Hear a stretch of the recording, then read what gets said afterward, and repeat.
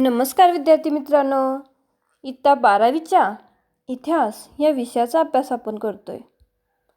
इतिहास विषयातील 4थे प्रकरण वसाहतवाद आणि मराठे या 4थ्या प्रकरणाला आपण सुरुवात केलेली आहे.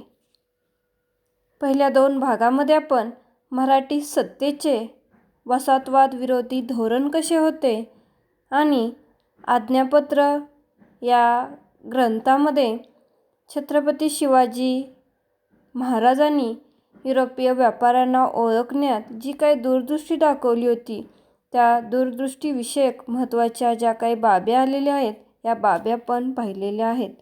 आजच्या भागामध्ये आपण पोर्तुगीज आणि मराठे हा जो पहिला मुद्दा आहे 4.1.1 पोर्तुगीज आणि मराठे या मुद्द्याविषयी माहिती पाहणार आहोत. विद्यार्थी मित्रांनो, आपण 3ऱ्या प्रकरणामध्ये पाहिलेलं आहे. सुरुवातीला भारतामध्ये पोर्तुगीज आलेले आहेत. पोर्तुगीज दर्यावर्दी वास्को द गामा इसवी सन 1498 मध्ये कालिकत येथे पोहोचलेला आहे. या पोर्तुगीजांनी अरब आरमाराचा पराभव करून भारताच्या समुद्रकिनाऱ्यावर आपले वर्चस्व निर्माण करण्यास सुरुवात केलेली आहे. एकंदरीत तिथे वसाहती स्थापन केलेल्या आहेत, किल्ले उभारलेले आहेत. या पोर्तुगीजांचा आणि मराठ्यांचा देखील संबंध आलेला आहे. तो संबंध कशा पद्धतीने आलेला आहे ते आपल्याला या प्रकरणामध्ये पाहायचं आहे. पोर्तुगीज आणि मराठे हा जो आपला पहिला मुद्दा आहे या प्रकरणातला, या पहिल्या मुद्द्याविषयी माहिती आपण आजच्या भागामध्ये पाहूयात. पोर्तुगीज ज्यावेळेस भारतामध्ये आलेले आहेत त्यावेळेस या पोर्तुगीजांनी आपले स्वतःचे किल्ले स्थापन केलेले आहेत. मग या पोर्तुगीजांचे किल्ले कोणकोणते होते तर दीव असेल, दमण असेल, संजाण असेल, वसई असेल, करंज असेल, उरण असेल, चोल असेल या ठिकाणी पोर्तुगीजांचे बुरुजयुक्त किल्ले होते. बुरुज म्हणजे तटबंदी, जेणेकरून शत्रूने हल्ला करू नये, किल्ला संरक्षित राहावा म्हणून बुरुजयुक्त किल्ले या पोर्तुगीजांनी बनवले होते. बार्देश प्रदेश या किल्ल्यामुळे संरक्षित होता. तर बार्देश प्रदेश म्हणजे काय विद्यार्थी मित्रांनो, तर गोव्याच्या उत्तरेचा जो काही भाग आहे त्याला बार्देश असं म्हणतात. आजचा जो गोवा आहे, गोवा राज्य, हे या गोवा राज्यामध्ये बार्देश नावाचा एक तालुका देखील असलेला पाहायला मिळतो. बघा इथे तुम्हाला स्क्रीनवरती दिसते, बार्देश म्हणजे गोव्याच्या उत्तरेचा भाग होय. आजच्या गोवा राज्यामध्ये याच नावाचा एक तालुका आहे.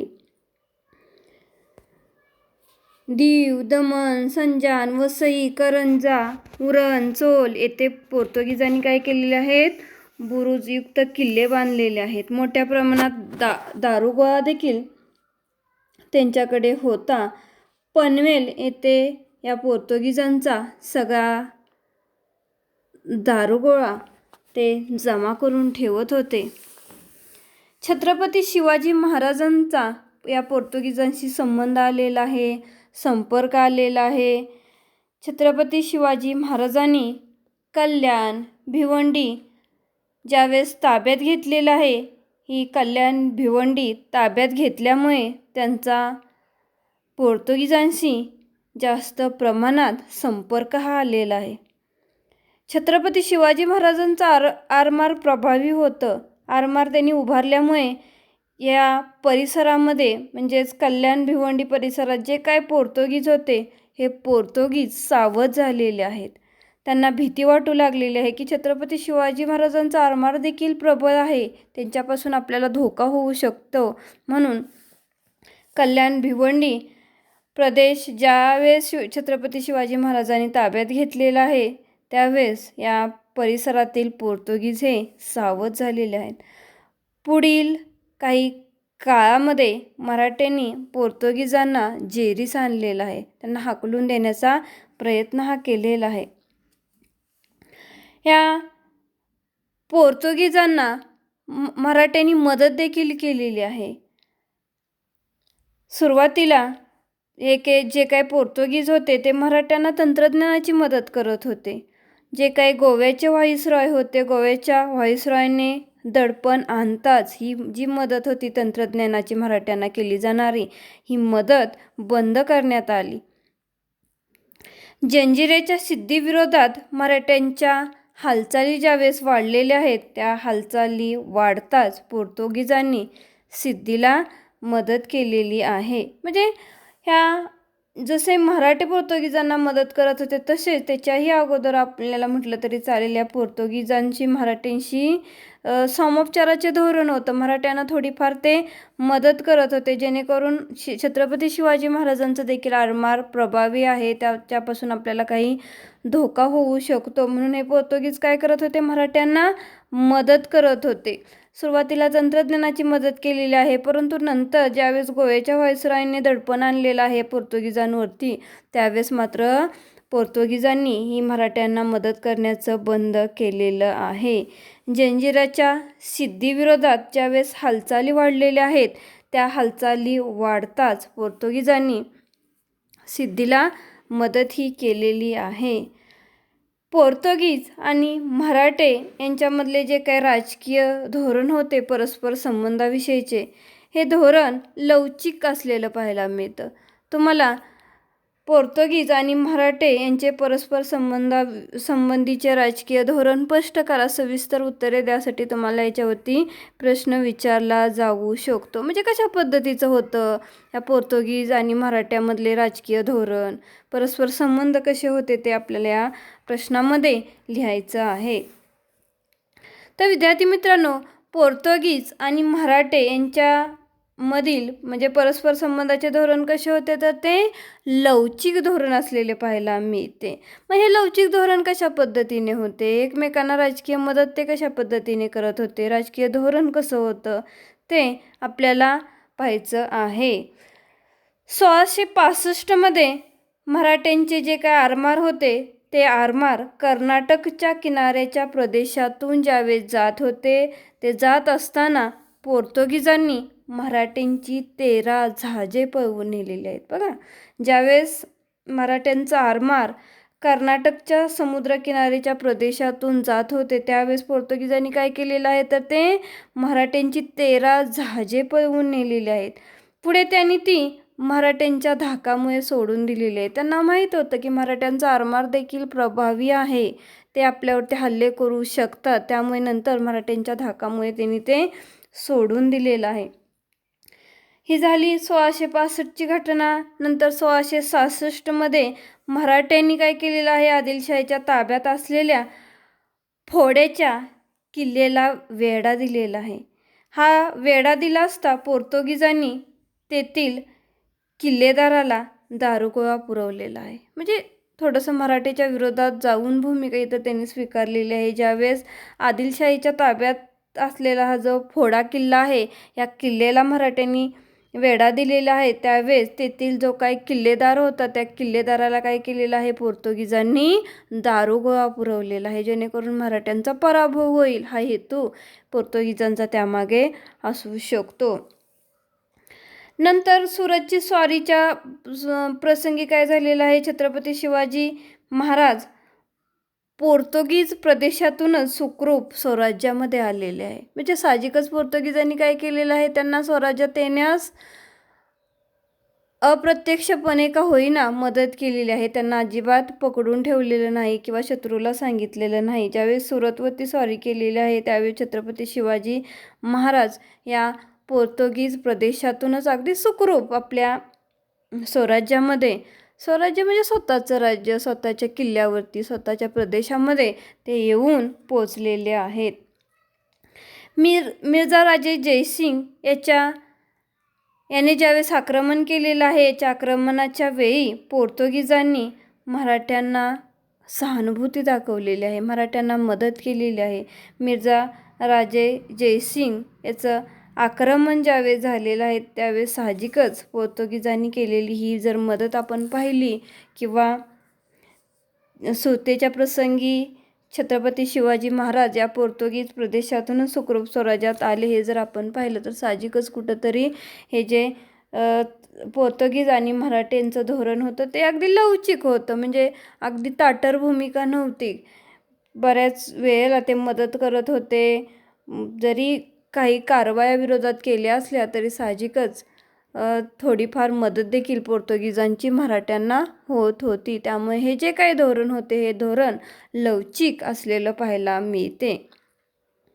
छत्रपती शिवाजी महाराजांच्या परवानगीने पोर्तुगीजांनी दाभोळ येथे वखार उघडलेले आहे. बघा, ज्यावेळेस छत्रपती शिवाजी महाराजांनी परमिशन दिलेली आहे, परवानगी दिलेली आहे, त्यावेळेस पोर्तुगीजांनी काय केलेलं आहे, दाभोळ येथे स्वतःची वखार उघडलेली आहे. पोर्तुगीजांनी धर्मांतर करण्यासाठी वेगवेगळे कायदे केले होते. असे कायदे पोषक असे कायदे होते आणि म्हणून तिथले जे काही स्थानिक लोक होते ते स्थानिक लोक कसे होते, असंतुष्ट होते. म्हणजे पोर्तुगीजांनी धर्मांतर करण्यासाठी जे कायदे होते ते स्वतःला पोषक कसे असतील याला महत्त्व दिलं होतं. म्हणून साहजिकच स्थानिक लोक कसे होते, असंतुष्ट होते.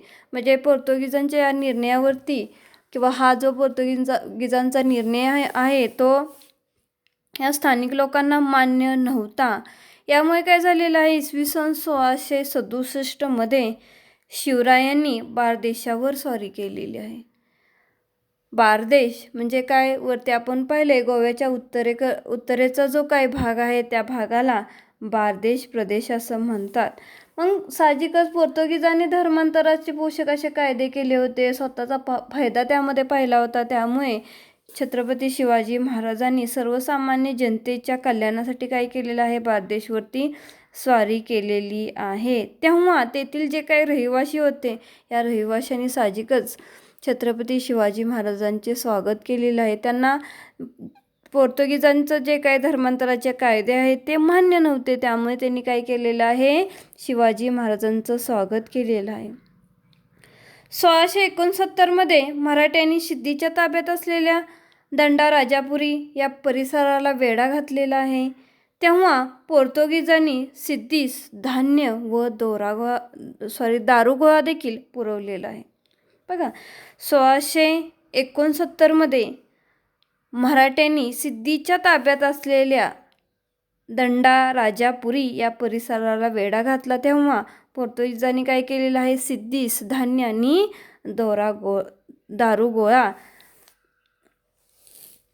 पुरवलेला आहे. आदिलशाही आणि मराठे संघर्षात ज्यावेळेस संघर्ष होत होता आदिलशाही आणि मराठेमध्ये, या संघर्षामध्ये मात्र पोर्तुगीज तटस्थ असल्याचे भासवून ते अप्रत्यक्षपणे आदिलशहाला मदत करत असे. म्हणजे साहजिकच इथेही मराठीच्या विरोधात ते गेलेले आहेत. पोर्तुगीजांचा जो वकील होता गोसालू मार्तीस हा रायगडावर शिवाजी महाराजांना ज्यावेळेस भेटायला गेला होता त्यावेळी छत्रपती शिवाजी महाराज आणि हा वकील गोसालू मार्तीस यांनी संघर्ष टाळण्याचे ठरवले होते. म्हणजे संघर्ष करून काही उपयोग नाही, दोघांचा पण काही फायदा नाही या भूमिकेवरती ते ठाम होते. अशी भूमिका त्यांनी स्वीकारलेली होती. म्हणजे बघा, अशा पद्धतीने पोर्तुगीज आणि मराठे यांच्यामधले जे काही परस्पर संबंधाविषयीचे राजकीय धोरण होते ते राजकीय धोरण असलेले पाहायला मिळते. पोर्तुगीज आणि मराठे यांच्यात वेगवेगळे तह देखील झालेले आहेत. 10 फेब्रुवारी 1670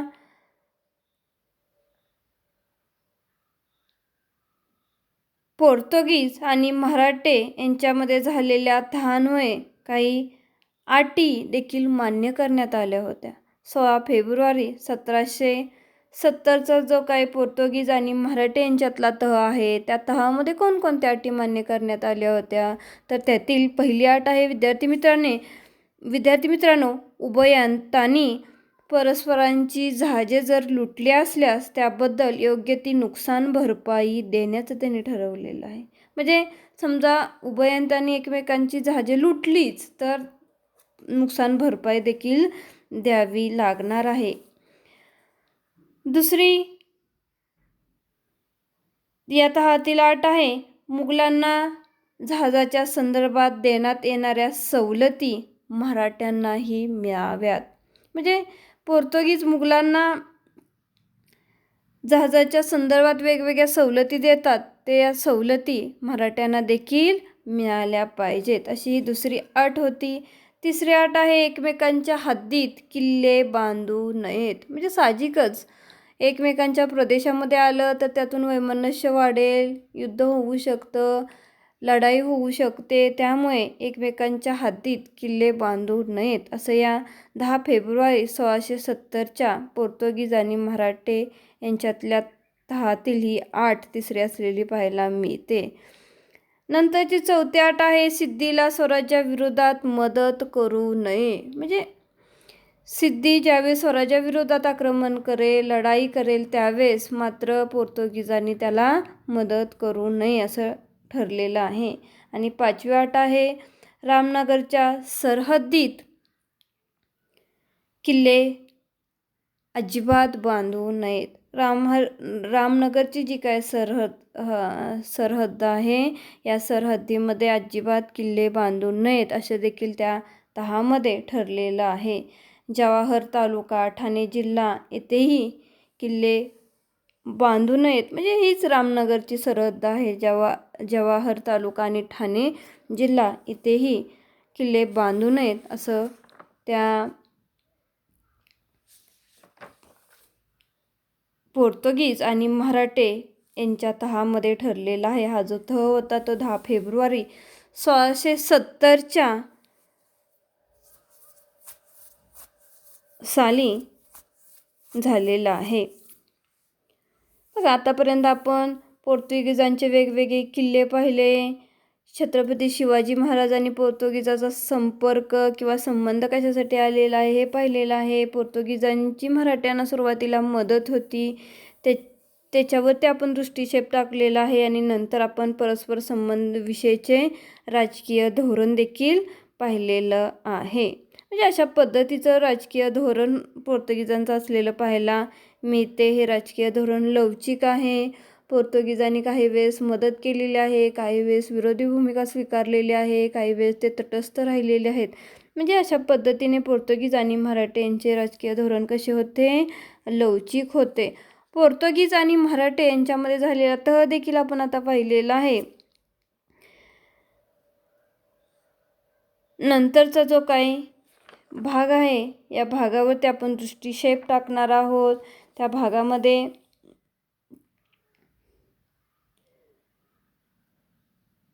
त्या भागाची माहिती पाहत असताना आपल्या एक लक्षात येऊ शकतं की रामनगरच्या राज्याचा जो काही चौथाईचा प्रश्न होता, या चौथाईच्या प्रश्नावरून पोर्तुगीज आणि मराठे यांच्यात संघर्ष कायम होत राहिलेला आहे.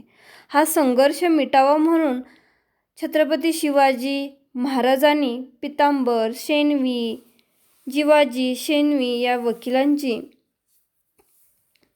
पितांबर शेणवी आणि जिवाजी शेणवी या 2 वकिलांची नेमणूक केली होती. पण या वकिलांना देखील फारसे यश मात्र अजिबात मिळालेलं नाही. नंतर 1669मध्ये खांदेरी उंदेरी बेटावरून मराठे इंग्रज लढा सुरू झालेला आहे. हा लढा सुरू असताना पोर्तुगीजांनी इंग्रजांना गुप्तपणे मदत केलेली आहे. बघा, साहजिकच पोर्तुगीज हे मराठ्यांच्या विरोधात होते. खांदेरी उंदेरी बेटावरून ज्यावेळेस मराठे इंग्रज लढा सुरू झालेला आहे त्यावेळेस मात्र पोर्तुगीजांनी काय केलेलं आहे, इंग्रजांना गुप्तपणे मदत केलेली आहे. छत्रपती संभाजीराजे आणि पोर्तुगीजांचे संबंध कशा पद्धतीने होते तेही आपल्याला या ठिकाणी पाहावं लागणार आहे. गोव्याच्या पोर्तुगीजांनी छत्रपती संभाजी महाराजांच्या विरुद्ध मुघल बादशाह औरंगजेब याच्याशी हातमिळवणी देखील केली होती. त्यामुळे साहजिकच मराठ्यांनी पोर्तुगीजांना धडा शिकवण्याचं ठरवलेलं आहे. बघा, गोव्याच्या पोर्तुगीज जे होते, या गोव्याच्या पोर्तुगीजांनी छत्रपती संभाजी महाराजांच्या विरुद्ध मुघल बादशाह औरंगजेब याच्याशी हातमिळवणी केली होती आणि मराठ्यांनी पोर्तुगीजांना धडा शिकवण्याचे त्यामुळे ठरवलेले होते. छत्रपतींनी पोर्तुगीजांच्या रेवदंडा या बंदरावर हल्ला केलेला आहे आणि त्याला प्रत्युत्तर म्हणून पोर्तुगीजांनी गोव्याच्या समुद्र किनाऱ्यावरील सीमेवरील मराठ्यांचा जो काय पोहडा किल्ला होता, या पोहडा किल्ल्याला वेढा घातलेला आहे. मराठ्यांनी नंतर हा वेढा मोडून काढलेला आहे आणि गोव्यावर चढाई केलेली आहे. या लढाईत एसाई कंक जे मराठ्यांच्या पायदळाचे प्रमुख होते आणि छत्रपती शिवाजी महाराजांचे सहकारी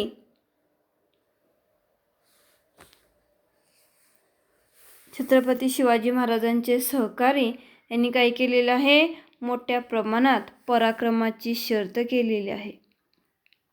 या लढाईत पोर्तुगीज गव्हर्नर जखमी झालेला आहे, त्याला माघार देखील घ्यावी लागलेली आहे.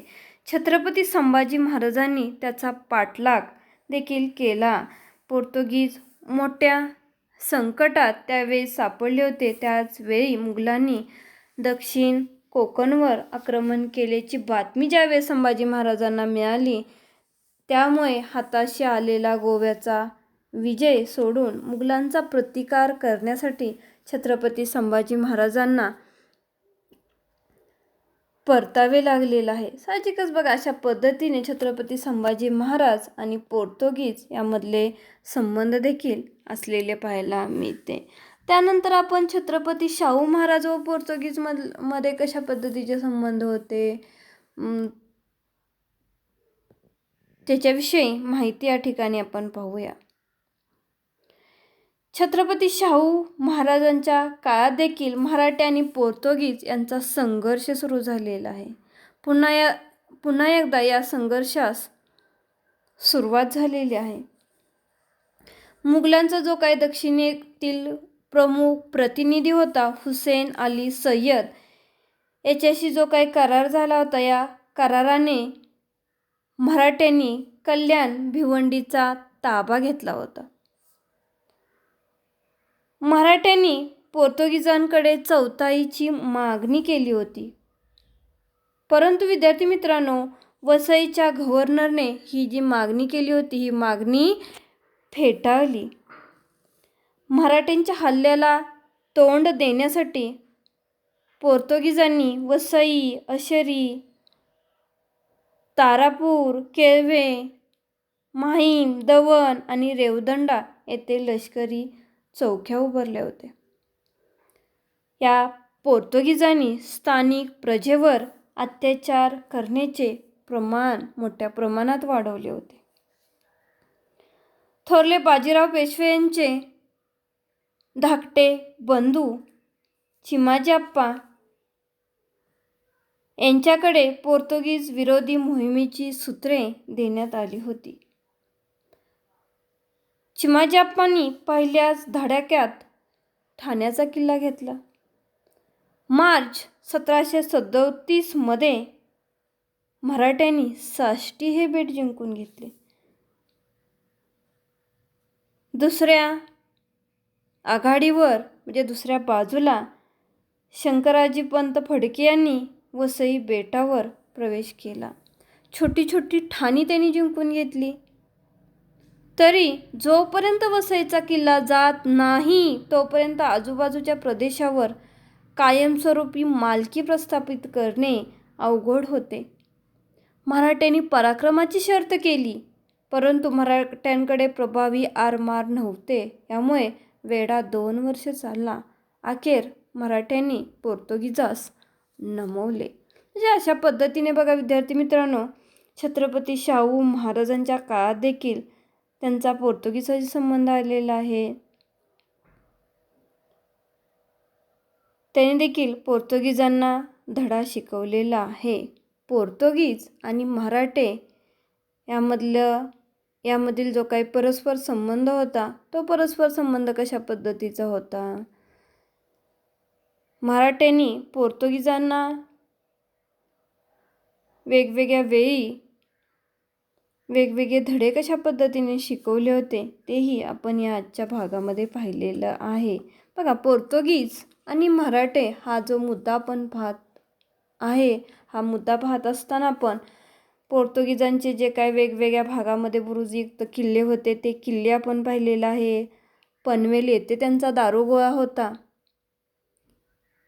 त्याच्याविषयी माहिती या ठिकाणी आपण पाहिलेली आहे. छत्रपती शिवाजी महाराजांचा पोर्तुगीजांशी संपर्क कशा पद्धतीने आला, छत्रपती संभाजी महाराजांचा संपर्क पोर्तुगीजांशी कशा पद्धतीने आलेला आहे, त्याचबरोबर शाहू महाराजांचा पोर्तुगीजांशी संबंध किंवा संपर्क कशा पद्धतीने आलेला आहे याची ही माहिती आपण आजच्या भागामध्ये पाहिलेली आहे. त्याचबरोबर सगळ्यात महत्त्वाचं म्हणजे पोर्तुगीज आणि मराठे यांच्यामधील परस्पर संबंधाविषयीचे जे काही राजकीय धोरण होते ते कसे लवचिक होते, या लवचिक धोरणाविषयी देखील आपण माहिती पाहिलेली आहे. तुम्हाला सविस्तर उत्तरे द्यासाठी विचारलं जाऊ शकते. पोर्तुगीज आणि मराठे यामधल्या परस्पर संबंधाविषयी राजकीय धोरणाची माहिती लिहा. तर साहजिकच तुम्हाला राजकीय धोरण कसं होतं आणि ते लवचिक कशा पद्धतीने होते त्याची माहिती या ठिकाणी विद्यार्थी मित्रांनो लिहावी लागणार आहे. अशा पद्धतीने आजच्या भागामध्ये आपण पोर्तुगीज आणि मराठे यामधल्या राजकीय संबंधाविषयी परस्पर संबंधाविषयी चर्चा केलेली आहे. या ठिकाणी आपण थांबूयात.